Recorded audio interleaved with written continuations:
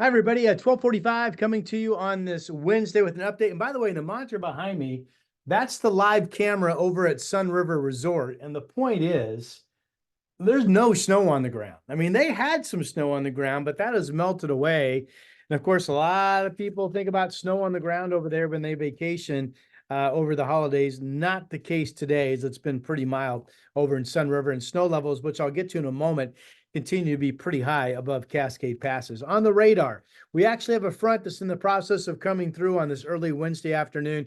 You can see the flow of moisture from south moving up to the northeast, still at least a couple hours of more rain than not working through. Then eventually today, we're going to break all that into scattered showers. Some convection offshore where you see the heavy downpours in red, and some heavier rain rates in yellow in Yamhill and Washington counties, but nothing stormy about any of this today, as the weather pattern overall is pretty quiet. And this is a system that still looks to be producing no more than a half of an inch of rain up and down most of the Oregon coast, and probably less than a quarter of an inch of rain here in the Inland Valley. I do want to talk about what we're seeing out on the infrared satellite picture just for a moment. So I mentioned that we absolutely have the front, which is right in here, slowly pushing through. Now, the low that's driving this is this circular band of clouds right here. See the rotation? This is moving up to the north. And as it does, it weakens our rain. And this afternoon, we break more into scattered showers that will be decreasing and decreasing in numbers and pretty much end overnight tonight. I have a continued shower chance on Thursday and Friday, but overall, the rain's going to be very limited. You can see the next low back here in the Pacific. Now, this one is going to track in the close to Northern California, and then basically sit here offshore until the surface front comes in Saturday morning. And with that low approaching, it's going to produce some pretty good swells offshore and some gusty winds at times along the coast. But the rain mostly the next couple of days will stay offshore with that system. All right, let me get rid of all of that. The eraser is pretty quick. I like that. And I do want to show you the one note of kind of a watch warning that we do have. The National Weather Service has put out this advisory for high surf. It extends through the day tomorrow, December 28th. And in fact, here in purple along the coast is a high surf advisory currently in play. Pardon me. Into tomorrow, the local marine forecast shows that we could see high swells build up to about 20 feet. Nothing unusual, but it does certainly produce some decent storm watching for people that love to go to the coast and see that sort of thing. Hey, I haven't shown you this before, but what this is going to do is animate wave height. So if you go down here and you look at the legend, this is this afternoon. See the yellow colors? Basically, we're looking at 11, 12-foot swells or big rollers coming in. By the time you get back here into the orange colors, now we're looking at 18, 20-foot seas. So as I play this into overnight tonight and tomorrow morning, here are the 20-foot seas approaching the coast. During the day tomorrow, they kind of stay there in the morning and the afternoon. Now we're decreasing a little bit, and by the time we get into Friday afternoon, here we are Friday, the stronger wave heights, 20 feet swells or greater, pretty much down off the Northern California coast with some calmer conditions coming into our shoreline. Whenever you get these high seas, you also, not whenever, but often they also can include the chance of some sneaker waves as well. So realize through tomorrow, we have that high surf advisory posted for the Oregon coast. Otherwise, you know what? We are really pretty darn quiet out there. I promised you a look at snow levels, and here are what the temperatures are showing up on the mountains. Notice Timberline 31. Timberline was 37 early this morning, now down to 31. So that's a sign that with that front moving on shore, the snow levels are starting to go down. Meadows still 39 degrees, 5,000 foot elevation. Ski Bowl, there was at least solid coverage of snow with 4 to 5 inches that fell several days ago over the Christmas weekend, but it's quickly melting away. Look at all the brown patches there. And there's Government Camp showing basically no roadside snow, a 39-degree temperature with wet passes. Siskiyou Summit is in good shape. Santiam, Willamette, I-84, Cabbage Hill into the Blues, all the mountain passes look to be in good shape. And courtesy of Hillcrest Ski and Sports Shop in Gresham, thank you very much.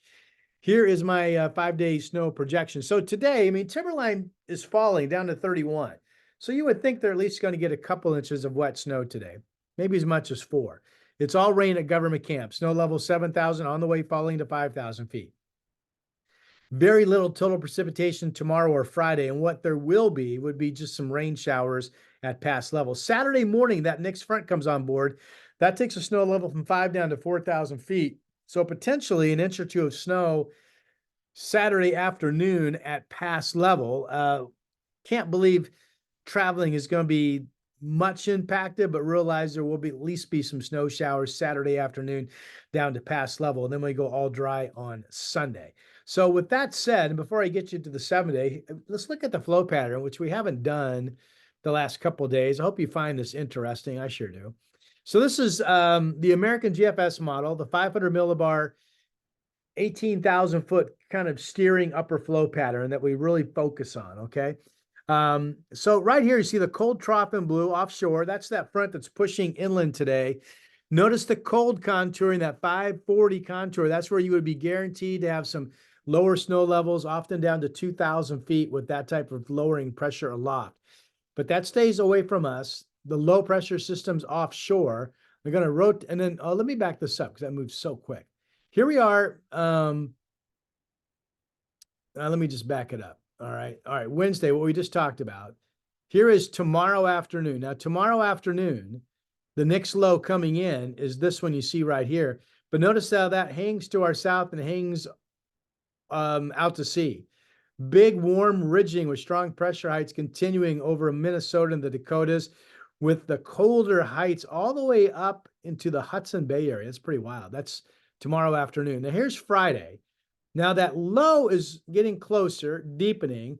This is a south gradient. It's going to produce some south winds at the coast at times. Nothing reaching watch or warning levels, but just know about it. And then this trough swings in Friday night into Saturday morning. And that's the next time we really see rain pick up. Friday evening, overnight, Saturday morning. Here's that weakening trough axis inland now cutting across Nevada. Now, by the time we go into Sunday, what's left of the upper trough starts to dig offshore and to our south. We have a dry Sunday. I have removed the chance of any rain Sunday night, Monday. New Year's Eve, New Year's Day, all look to be dry. Look at the split flow.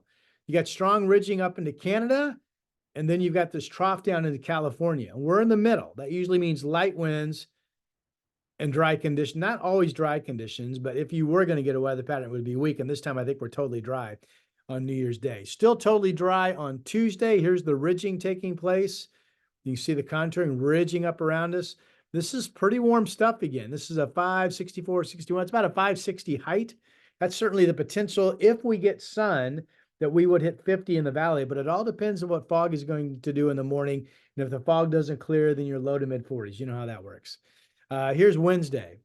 Still dry. Now, the next chance of rain I have in, actually doesn't, see this little system right here? This is Tuesday. I do have a chance of showers Tuesday night into Wednesday morning, but the bulk of that system stays into California, and we may or may not get the rain showers. If we do, it'd be just a little bit Tuesday night, Wednesday of next week.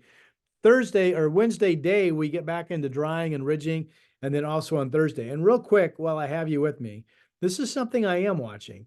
This is Sunday, January 7th. See this deep trough? There's the cold air. This puts us at a 546 contour. That is the polar jet. That is potential heavier rain Sunday, January 7th, with snow levels down to 2,000 feet in the mountains. And if we get lucky, a strong enough system to produce a foot or two of snow up in the mountains. Here it is on Monday the 8th. Still pretty good moisture. Low snow levels could still be at least 3,000 feet or lower. Here it is on Tuesday the 9th. Still snow levels at Cascade Pass are lower. And then finally on Wednesday the 10th, it starts to pull out of here. But again, just mark this in your calendar because this has been showing up for a while. Could we finally get a period, several days of decent rain, Sunday, January 7th into the Wednesday following? And could we get snow levels to 2,000 feet with a couple feet of snow at Mount Hood resorts?